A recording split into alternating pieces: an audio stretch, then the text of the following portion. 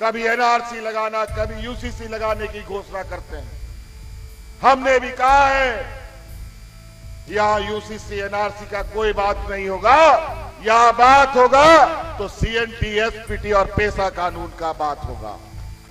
कैसे देश को तोड़ो, कैसे देश को बांटो, कैसे समाज को बांटो, इनका यही कार्य योजना रहता है। जो जोहार गे इंगे शिवराज किस्कू और आबुआ अपना चैनल संथाल को आज रे मोस्ट वेलकम मेना सगुन दारा मेना तो गाते को तेई ओड़ा रे मेनिया मेनखान ओड़ा रे मौज मौज वीडियो बन अगु सचत कना आपे को समंग कारण नोमा कना चदा जी ओड़ा टावर बाल तक बाय सावे कना ओना तिगी तो तीन वीडियो नित गाते को पे नेल गा झारखंड रे सबसे मारंग सिलसिला सबसे मारंग मुद्दा चे कना 1932 खतियान लागू करो और मेन क्या नियोजन नीति को लेकर अड़िस्ती की चला कथा बाम जे निये था झारखंड रे आते बुझ नाम के झारखंड रे एकेन बाहरी हड़ को हुना नौकरी लगी मेन क्या 60-40 खंड 60 और बाहर 40 तो उना को लेकर नहीं तो आयमा दिन बाद ना अब झारखंड रन सीएम श्री हेमंत सोरेन नवा मेन कदा बामा जे निये था नवा जे नियम करन नियम रे कुछ ना कुछ करेक्शन हुआ ये लेकर अब झारखंड रन हुआ झारखंड रे हो झारखंड रन कोड़ा जमन झारखंड रे को नौकरी को नाम दाड़े जिदा जे तो नेल लेखा सबसे जस्ती नवा मुद्दा अड़ी जस्ती की कर्माहाट रे मिना कारण ये कान के मतलब 60-40 यहाँ का और 40 बाहर का लोग आ रहा है नौकरी करने के लिए यहाँ पे, तो फिर हम लोग क्या करेंगे। तो उना को लेकर तो हेमंत सरकार ने तो चुनाव या प्रचार में पूरा चला कान गया पूरा आतो से प्रखंड रहे तो नवा को लेकर खास ठोस डिसीजन था आपका हेमंत सरन बामा निये था जहाँ लगाते कि 60-40 खत्म करेंगे और हम यहाँ पे 100% यहाँ का को नौकरी देने का हम काम करेंगे। अभी कारण है कि 1932 खतियान लागू नहीं हुआ है। SPT act, CNT SPT act, ये कानून को लेकर आप लोगों को पता है कि झारखंड में उत्तर परगना क्षेत्र में सबसे ज्यादा को खरीद बिक्री किया जाता है और आप पे भूज नाम का अब होड़ा जिनको था दिकू को और कहीं ना कहीं सीएनटी एसपीटी एक्ट ढेलियोगी बांग तहम मेनते को लेकर सरकार पूरा देश हताव कदा मुझे किसी भी हाल में अब की बार अगर मेरा सरकार बनता है तो ये चीज के ऊपर हम काम करेंगे और नवा को लहार है जहाँ तक गे प्रचार प्रसार ओकर कथा बाय रोड कदा मेनखान तिहिन नवा कथा रोड कदा बा मजे तिहिन यदि नवा कानून यदि बांग लागुल ना तो अबू संताल पड़ा जहाँ तक गे ना जगह जमीन सामान को हड़प चबाया और नवा अडी मारंग ठोता को हेमंत सोरेन तो चेक मेन का चेक मेन का उदु पे ना बड़ी कुड़ी तो ना बड़ी बुझे पे तुम ओके मतलब तभी विकसित हो सकता है जब हमारा गांव मजबूत होगा और गांव की अर्थव्यवस्था मजबूत होगी और इसको लेकर के हमारा पहला कदम ग्रामीण अर्थव्यवस्था को मजबूत करना। आज मुख्यमंत्री रोजगार सृजन योजना से पहले सरकारों में सिर्फ ट्रैक्टर बांटता था, आज सरकार ट्रैक्टर भी बांटता है, स्कॉर्पियो भी बांटता है, बेलेरो भी बांटता है, पिकअप भी बांटता है, जेसीबी भी बांटता है और बस भी बांटता है। स्वरोजगार से कोई महिला अपना सीमेंट चढ़ का दुकान खोल रहा है, कोई राशन दुकान खोल रहा है, कोई नौजवान टेंट हाउस का दुकान खोल रहा है। कई ऐसी चीजें पहले डबल इंजन की सरकार में गांव में गिना चुना लोगों को वृद्धा पेंशन का लाभ मिलता था और कई बुजुर्ग लोग दलाल के चक्कर में अपना पेंशन कार्ड बनाने के लिए हजारों रुपया घूस दे देता था, लेकिन कोई पेंशन का कार्ड नहीं बनता था। बिना पेंशन कार्ड का बेचारा ऊपर चला जाता था, लेकिन हमने कानून बना दिया इस राज्य में जो 50 साल का बुजुर्ग हो जाएगा उन सभी बुजुर्गों को पेंशन मिलेगा। कोई नियम कायदा कानून नहीं, 50 साल पूरा होगा उसको पेंशन मिलेगा। आज गांव देहात में बिना पेंशन का कोई बुजुर्ग नहीं है। धीरे धीरे आगे कदम बढ़ाते गए और हमें पता चला गांव की गरीबी बहुत भयानक है। आज छोटे छोटे जरूरतों के लिए लोग आज भी महाजनों के चक्कर लगाते हैं, उनसे उधारी लेने का काम करते हैं। हमारा संकल्प है आने वाला 5 साल के कार्यकाल में हम लोगों का कोई इस राज्य में गरीब नहीं रहेगा जो किसी से उधारी लेगा, महाजनों का चक्कर लगाएगा। और इसी क्रम में आज हम लोगों ने इस राज्य के हर गरीब का बिजली का बकाया बिल माफ कर दिया है। बिजली का बिल माफ हुआ कि नहीं? 10,000, 20,000, 50,000, लाख रुपया तक, 2 लाख रुपया तक लोगों का बकाया बिल माफ हुआ। बेचारा कहां से लाएगा 2 लाख रुपया गरीब? इसी तरीके का कई ऐसी चीजें योजना गिनाने शुरू करें तो हमारे विपक्ष के लोग उन उपलब्धियों के दब से उनकी जान निकल जाए।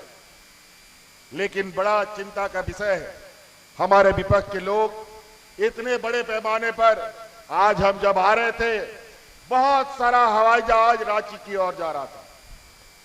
हमने कहा कि ये हवाई जहाज, इतना हवाई जहाज कहां से आ गया भाई रांची में? अब पता चला कि रांची में भी बहुत उड़न खटोला है, जहां से ये गिद्ध की तरह पूरे राज्य में मंडराएंगे। कोई महाराष्ट्र से, कोई असम से, कोई छत्तीसगढ़ से, कोई मध्य प्रदेश से। 2 दर्जन मुख्यमंत्री, यहां पर एक मुख्यमंत्री को और प्रधानमंत्री भी लग गया है। कैसे ही झारखंड का ये आदिवासी नौजवान को सत्ता से बेदखल किया जाए।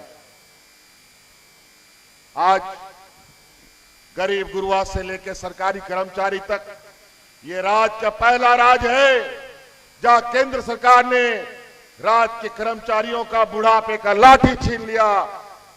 न्यू पेंशन स्कीम के माध्यम से कोई भी कर्मचारी को पेंशन नहीं मिलता था। हमने पूरी ताकत के साथ कर्मचारियों के साथ खड़ा होने का निर्णय लिया और आज देश का ये पहला राज्य है जहां कर्मचारियों को पुराना पेंशन देने का काम झारखंड सरकार ने किया। पेंशन रिटायरमेंट के बाद कितनी बड़ी चीज होती है ये हम सब जानते हैं। आज राज्य में इतनी गरीबी है कि बूढ़ा मां बाप को घर से बेदखल कर दिया जाता है, लेकिन आज पेंशन मिलता है तो मां बाप को भी रखने लग गया। यही हालत हमारे इस राज्य में अल्पसंख्यक समुदाय के साथ भी रहा।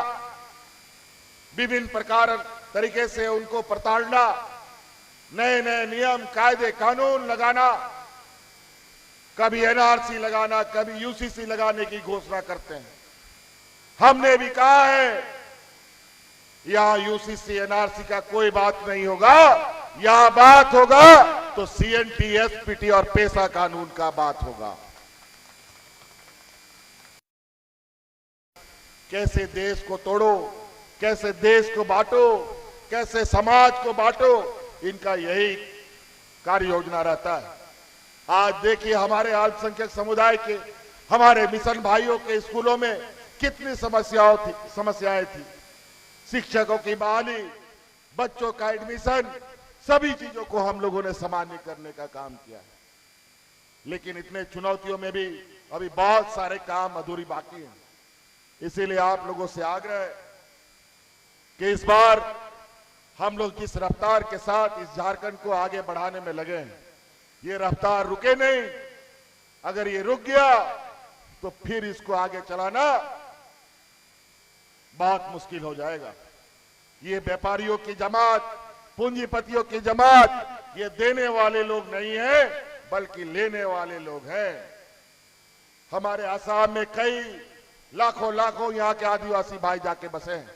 आज जाके देखिए वहां के आदिवासी भाइयों को, वहां का समाज, संस्कृति सब छूट गया उनको आज के दिन में भी आदिवासी का दर्जा प्राप्त नहीं है। और यहां आकर के ये लोग बोलते हैं हम आदिवासियों के हित हैं। कैसे आदिवासियों के हित हो सकते हैं? यहीं बगल में कितना दूर है जी? छत्तीसगढ़ यहां से 25 किलोमीटर दूर है, यहां से छत्तीसगढ़। यहीं पर यही एनडीए की सरकार, भाजपा की सरकार ने अपने व्यापारी मित्र को यहां माइनिंग खदान दे दिया है और पूरा जंगल को उजाड़ा जा रहा है। आदिवासियों को जंगल से खदेड़ा जा रहा है। जो आदिवासी नहीं भागेगा उसको नक्सल बना करके जेल में ठूसने का काम हो रहा है। और यही होगा इन गुजरातियों का, व्यापारियों का एक बड़ा जमात हम लोग के ही कुछ अपने जात बिरादरी गोतिया के लोगों को अपने साथ खड़ा कर लिया है, अपना एजेंट बना लिया है और पैसा दे करके हमारे समाज के बीच में भेज करके हम लोग को बांटने का प्रयास कर रहा है। याद रखिएगा 13 तारीख को यहां वोटिंग होना है और बड़ा सुनिश्चित तरीके से इन लोगों ने 2 चरण में चुनाव कराया है ताकि हम लोग पूरे जगह पर प्रचार में ना जा सके। लेकिन चिंता नहीं, हर हाल में हम लोग हर जगह पर पहुंचेंगे और अपने इस महागठबंधन को पुनः सरकार में लाने का काम करना है।